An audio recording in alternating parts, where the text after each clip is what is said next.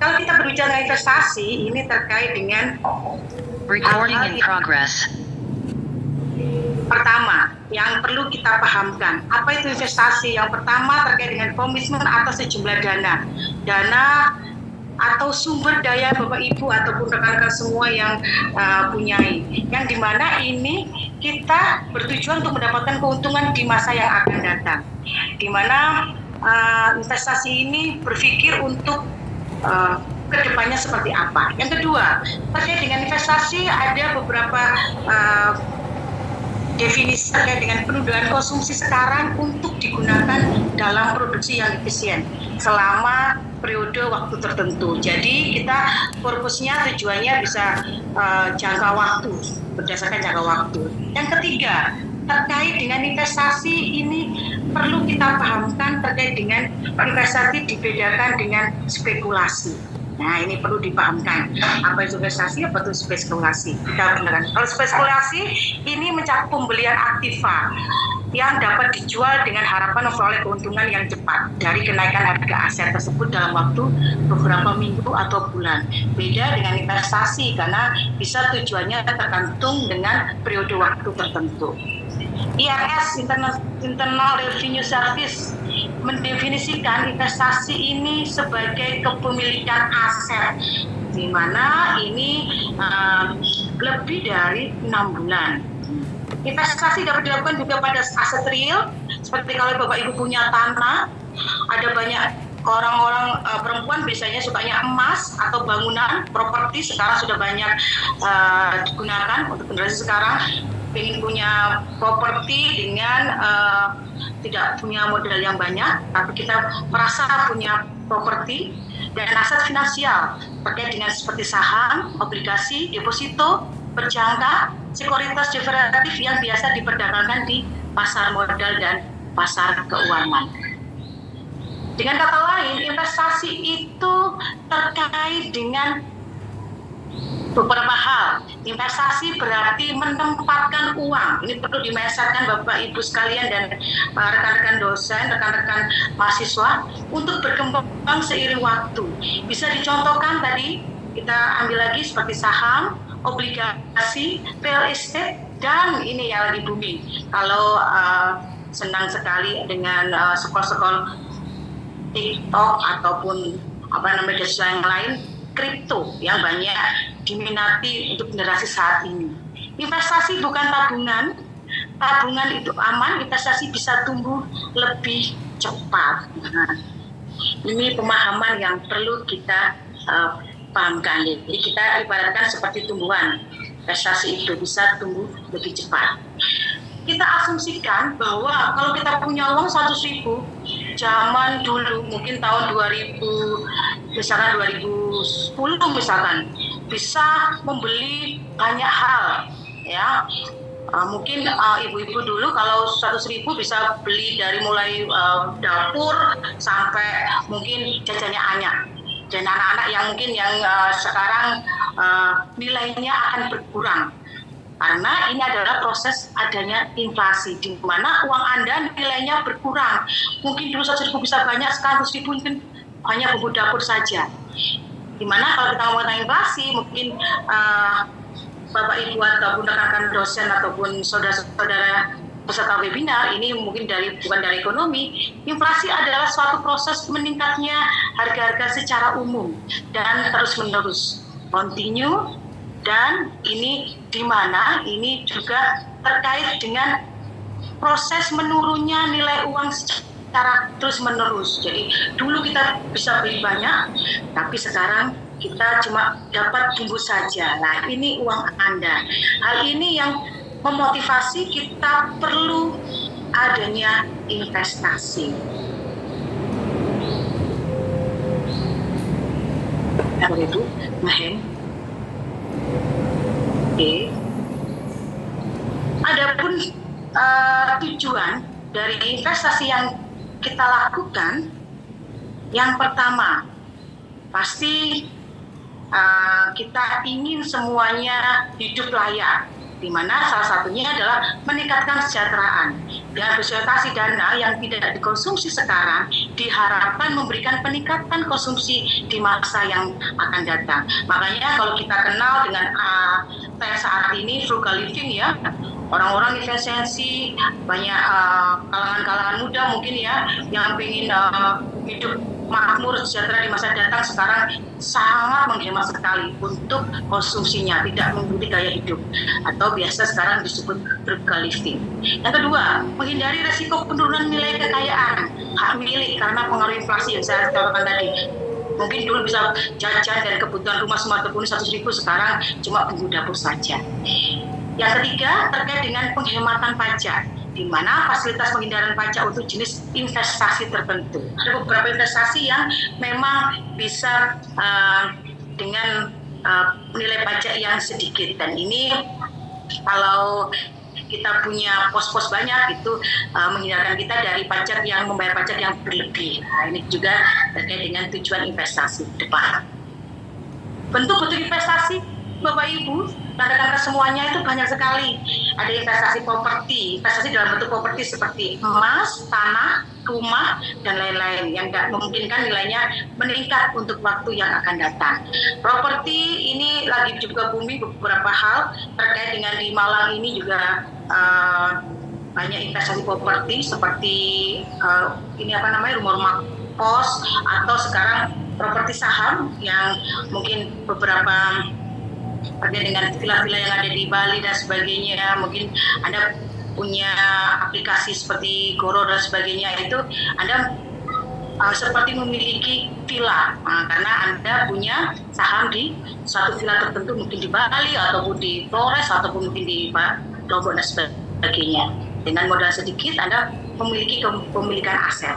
Yang kedua, terkait dengan investasi ekuitas, investasi yang berhubungan dengan pembelian saham yang dikeluarkan oleh perusahaan daftar, jangan lupa terdaftar BI ya atau tidak. Jadi perlu pastikan investasi itu juga penting untuk Anda paham banget. Ini saham ini terdaftar atau tidak. Jangan-jangan Anda bisa terkena scam atau penipuan. Produk investasi dengan pendapatan tetap atau fixed stock income investment ini bisa terkait dengan anda yang seperti emak-emak ya, biasanya ini yang moderate risk atau mungkin low risk ya, jadi yang risikonya rendah ini ataupun yang moderat ini biasanya suka dengan produk investasi yang dengan pendapatan tetap seperti deposito yang jangkanya 3 bulan, 6 bulan, bahkan setahun, ataupun tabungan yang ditentukan dengan tepat. Misalkan sebulan saya mau dengan pendapatan mungkin 3 juta, saya mau 10%-nya begitu ya, dengan tabungan setiap bulannya. Yang kedua, terkait dengan produk investasi pertumbuhan, growth income investment.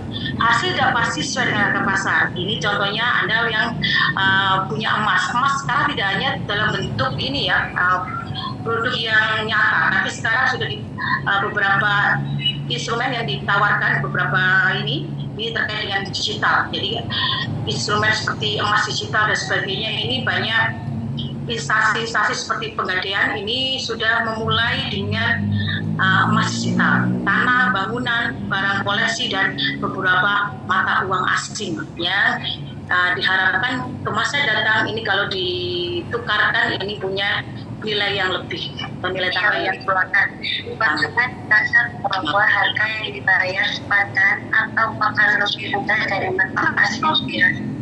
Oke. Tak bisa kalau sederhana keluasan korporat itu ketika hasilnya kurang keluasan ini. Ada yang bocor Ibu? Iya. Maka konsumen akan dipaus. Kalau hasilnya maka konsumen akan sangat kuat. Terima kasih. Oke, terima kasih untuk ini ada yang sedikit trouble, tidak apa-apa.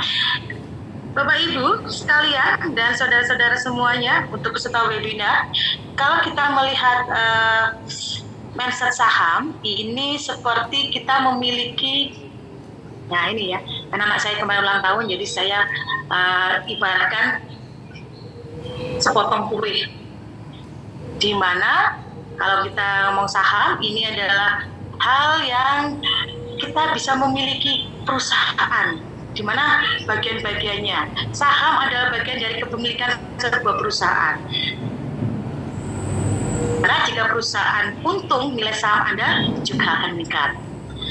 Di mana juga kita akan kenal, kalau kita memiliki saham, kita akan kenal dengan dividen potensial. Anda bisa mendapatkan dividen,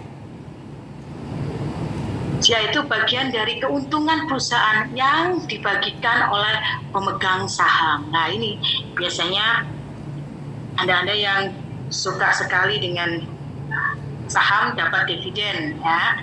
Dimana kalau kita ketahui investasi apapun, baik itu berupa saham, pasti ada resiko. Dimana resiko penurunan ini bisa terkait dengan perusahaan bisa saja gagal dan nilai saham Anda juga bisa menurun. Nah, ini juga terkait dengan resiko yang Anda hadapi jika Anda berbisnis, ya, Anda melakukan investasi di saham. Dengan kata lain, saham itu adalah bagian kepemilikan sebuah perusahaan, di mana saat Anda membeli saham, Anda memiliki sebagian kecil dari perusahaan tersebut. Seperti ilustrasi tadi, membeli sepotong kue, di mana ini kalau dicontohkan, jika Anda membeli saham Apple, saya contohkan saham Apple, ya, Apple, ya, Anda memiliki sebagian kecil dari Apple tadi. Jadi saham-saham ditawarkan bisa dari bank ataupun perusahaan-perusahaan yang go public, perusahaan-perusahaan besar dan sebagainya. Adapun kita juga harus mengenal jenis saham. Ada 2 jenis saham yang perlu diketahui, saham biasa dan saham preference. Kalau kita ngomong saham biasa, ini memberikan hak suara dalam keputusan perusahaan, di mana pemegang saham biasa dapat memilih direksi dalam perusahaan yang Anda investasikan saham. Saham preference, prioritas dalam pembayaran dividen, ya, tetapi tanpa hak suara. Iya kan itu sama ada juga. Sudah ada Stabil dalam pembagian keuntungan. Jadi berapa persentase Anda menginvestasikan saham, berapa lot saham yang Bapak Ibu ataupun rekan-rekan beli, itu dapat pembagian keuntungan dari saham yang Bapak Ibu investasikan.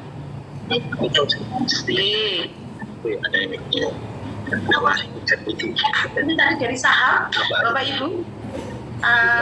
Yang saya jelaskan, nah ini baru ada beberapa hal terkait investasi yang saat ini lagi berkembang. Kemarin ada beberapa request untuk memberikan sedikit pengetahuan. Kita sama-sama sharing mungkin dari Bapak Ibu yang sudah bermain kripto, ya. Nah, ini perlu kita juga paham karena saya bukan untuk mengajak tapi adalah edukasi. Jadi untuk investasi itu Bapak Ibu harus punya kesiapan edukasi yang matang untuk bisa berinvestasi, baik itu investasi saham ataupun mungkin masukannya ke dalam kripto. Jangan asal FOMO atau ikut-ikutan.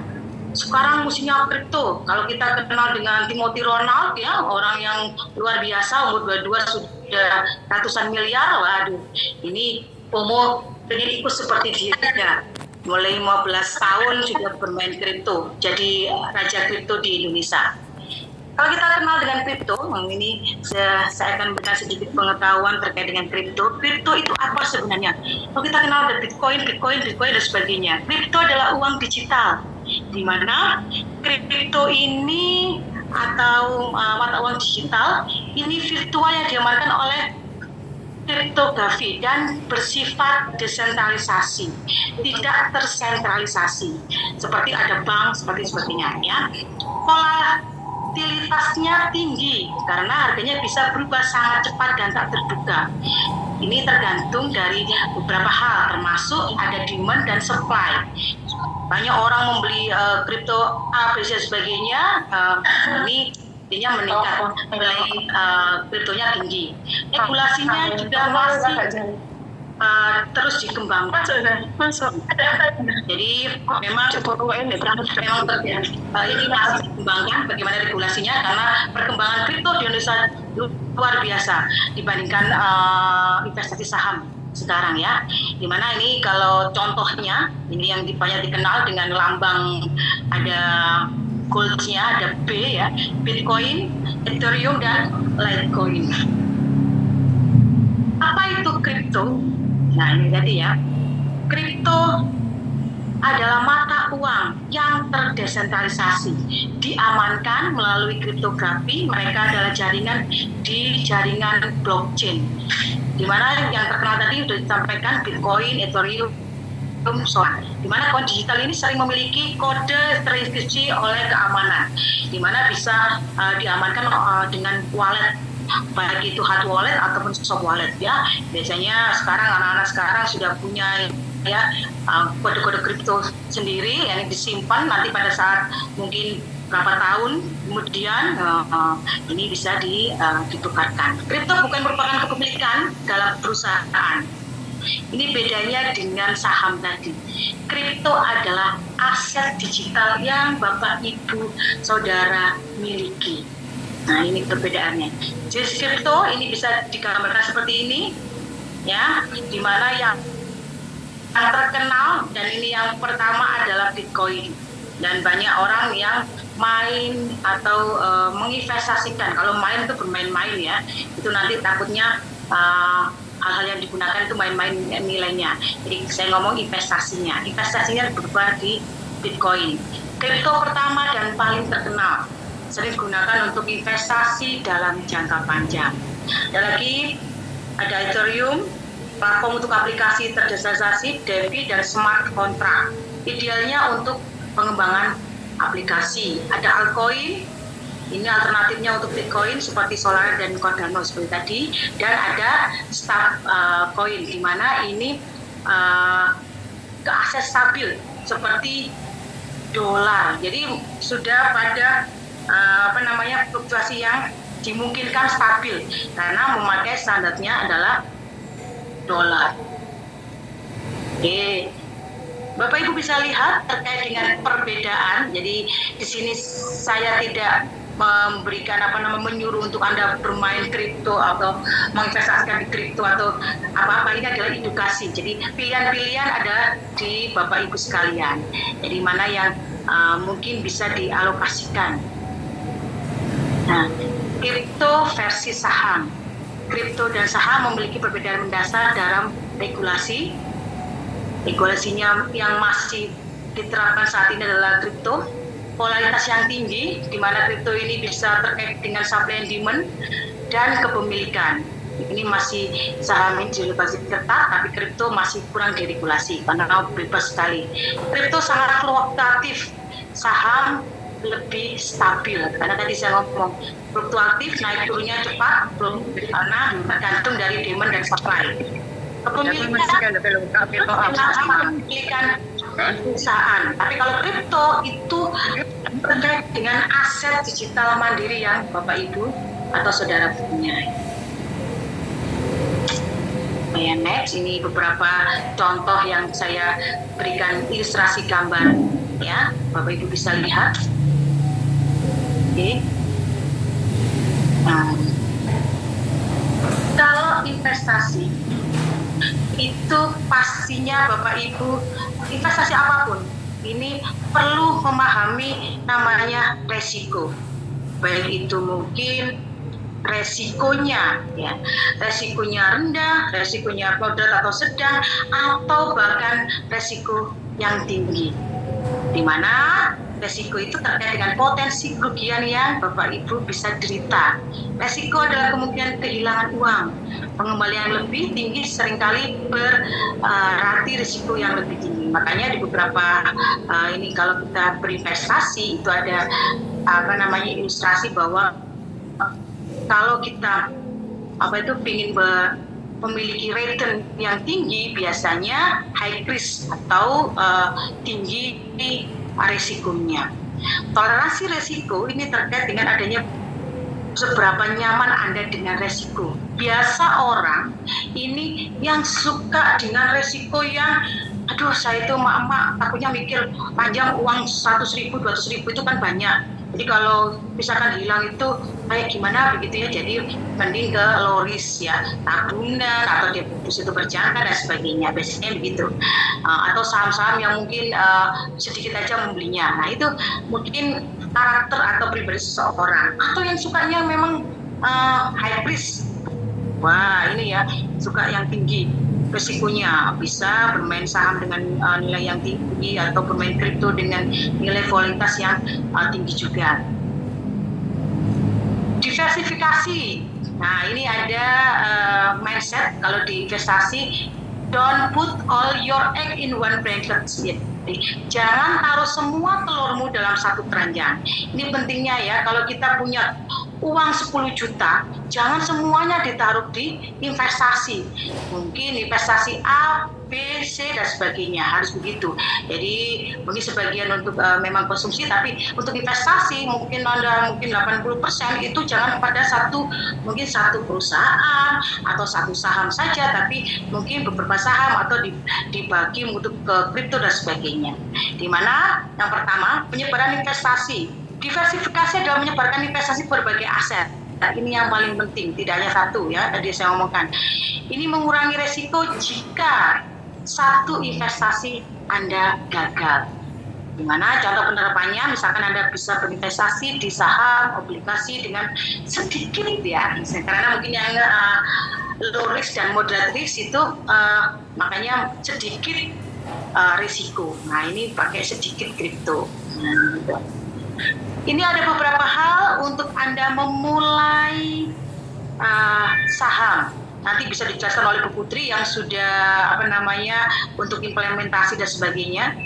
Karena sudah pelalang buana Ibu Putri juga untuk implementasi ya. Cara memulai dengan saham. Ini beberapa hal yang perlu diketahui untuk sedikit pengetahuan Bapak Ibu semuanya. Kita buka akun broker, di mana kita pilih platformnya terkemuka ya, yang Bapak Ibu punyai. Aplikasi sekarang juga banyak ya, Bapak Ibu tinggal setting aplikasi sesuai dengan kebutuhan Bapak Ibu.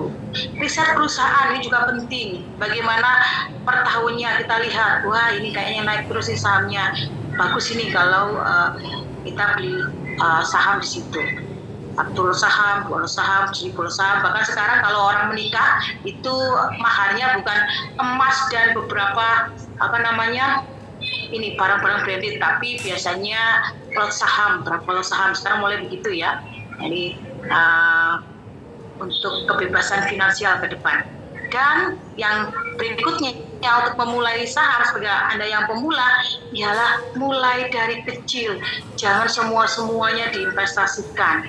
Ya, investasikan hanya sesuai dengan kemampuan Anda, di mana pertimbangkan reksadana atau ETF, exchange trade funds ya, ini ya funding. Jadi terkait dengan aplikasi yang Anda ingin ikuti untuk diversifikasi ihsan tadi. Jadi beberapa saham atau kripto yang Anda ingin punyai.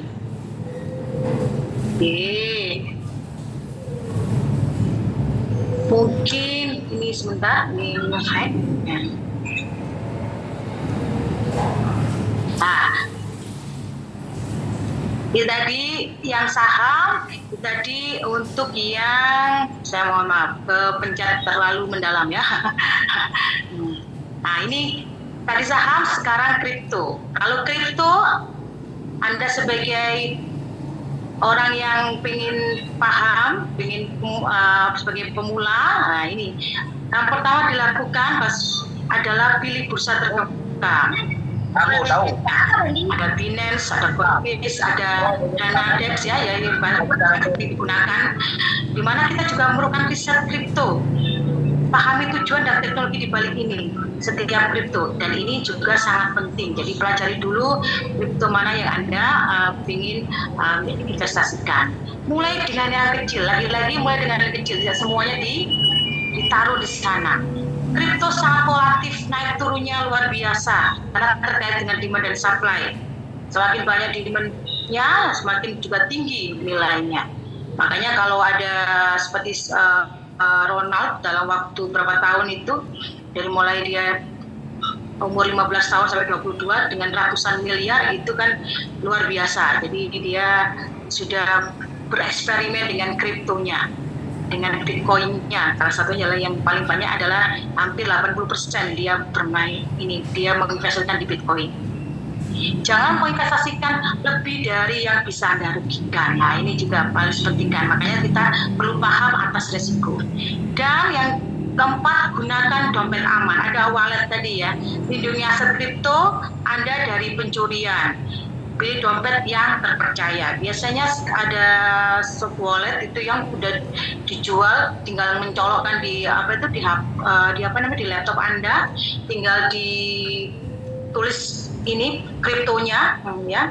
Nah, ini nanti kalau Anda ingin membutuhkan, mau Anda berangkat ke Vietnam dan sebagainya, atau mungkin ke Thailand, saya nggak usah bawa uang, ternyata udah pakai kripto tadi, dimasukkan langsung, bisa ditukarkan, dimasukkan di beberapa ditukarkan di wallet Anda ataupun bank yang Anda punya, rekening bank yang Anda punya, itu sudah bisa. Jadi luar biasa kripto ini, makanya berkembang sangat luar biasa saat ini. Bukan di Indonesia saja, tapi juga di dunia. Nah, ini beberapa hal yang bisa digunakan, tips untuk pemula. Jangan lupakan untuk riset dulu, belajar dulu, ya. Terus kita mulai dengan yang kecil. Yang ketiga, ini jangan lupa bersabar. Investasi itu tidak instan. Tiba-tiba sekarang investasi, besok malam sudah kling dapat imbal baliknya, ya, bukan begitu ya. Jadi harus bersabar, tergantung dengan waktu yang mungkin kita butuhkan, jangka panjangnya berapa ataupun jangka pendek sebagainya. Waspada penipuan, nih ada scammer ini luar biasa. Makanya kita perlu belajar lebih banyak sebelum kita menginvestasikan. Tetap terinformasi, di mana ikuti berita pasar, tren baru, ini membantu keputusan untuk Anda memilih portofolio mana, portofolio saham, obligasi, atau apa yang ingin Anda masukkan sebagai investasi. Nah, ini perjalanan Anda dimulai sekarang. Yang pertama, investasi menguntungkan, mulai dari kecil dan belajar, dan bukan nasihat finansial, ya. Jadi memang kalau kita punya advisor finansial itu memang perlu. Tidak hanya kita harus yang memang mungkin yang terdaftar misalkan, itu kan biasanya bayar setiap 1 jam bisa 1 juta atau 2 juta. Tapi kalau mungkin kita punya rekana atau mungkin yang sudah paham, itu juga bisa jadi advisor finansial kita. Sudah paham, sudah bergelut di beberapa aset-aset saham atau aset kripto, itu bisa menjadi nasihat untuk kita bisa memulai investasi kita. Oke. Mohon maaf ini kalau dikliknya. Dan itu saja dari saya. Kurang lebihnya saya mohon maaf. Mungkin ada yang Bapak Ibu ingin sharingkan atau ingin didiskusikan, karena saya dan Bapak Ibu ataupun rekan kita semua sama-sama belajar. Terima kasih untuk waktunya. Mohon maaf jika ada kekurangan. Akhir kata, wassalamualaikum warahmatullahi wabarakatuh. Terima kasih.